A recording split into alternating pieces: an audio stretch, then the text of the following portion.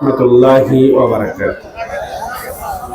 আউযু বিল্লাহি মিনাশ শাইতানির রাজীম। বিসমিল্লাহির রহমানির রহিম। ঐতিহ্যবাহী ইউনিয়ন হাউলি ইউনিয়ন শাখা কর্তৃক আয়োজিত আজকের এই ইফতার মাহফিল ও সংবর্ধনা অনুষ্ঠানের সম্মানিত সভাপতি, উপস্থিত সম্মানিত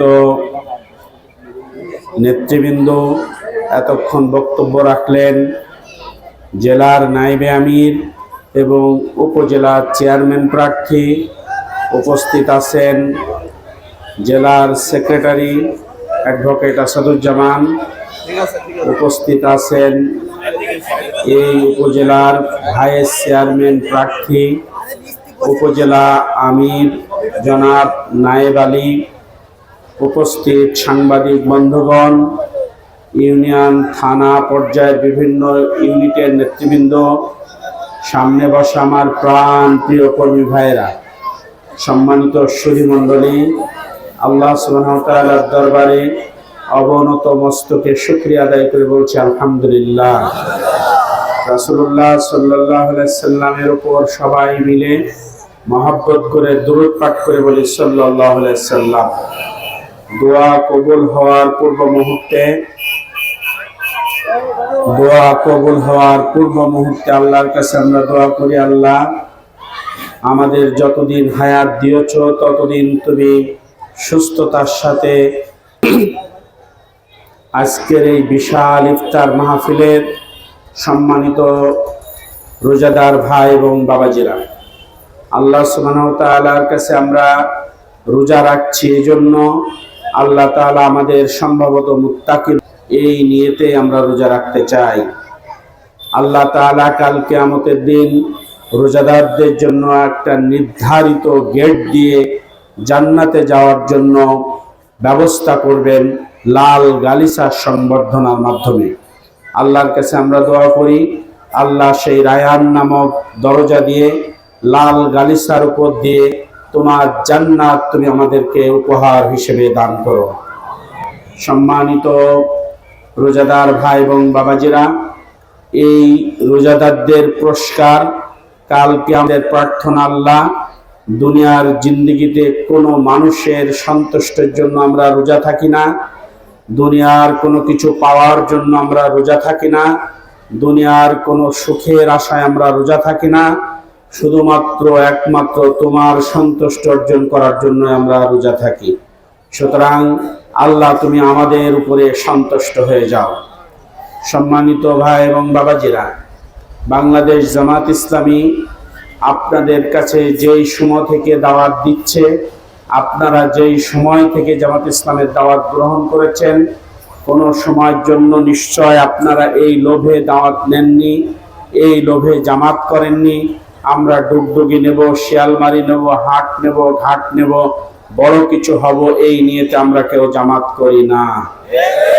আমরা জামাত করি মানবতার কল্যাণের জন্য, আল্লাহর সন্তুষ্টি অর্জনের জন্য।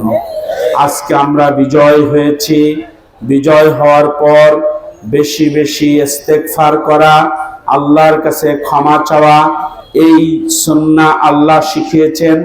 আমরা ধৈর্যের মাধ্যমে এই কাজগুলোই সবসময় করে যাওয়ার চেষ্টা করব ইনশাআল্লাহ।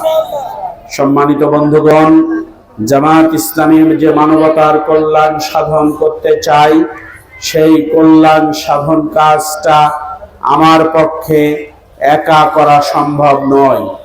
কার গায়ে জ্বর সেটা আপনি জানেন, কার পেটে খিদে সেটা আপনি জানেন, কার ঘরের চালে খড় নেই সেটা আপনি জানেন, কার বাড়ির বেরোনোর রাস্তা নেই সেটা আপনি জানেন, কার বাড়িতে অল্পতে পানি ডুবে যায়, পানিতে তলিয়ে যায় সেটা আপনি জানেন, কার মেয়ে বিয়ে হচ্ছে না সেটা আপনি জানেন, কার অভাব অনটন আছে আপনি জানেন, কার মাতৃত্বকালীন ভাতার কার্ড লাগবে আপনি জানেন, কার ভিজিএফ এর কার্ড লাগবে আপনি জানেন।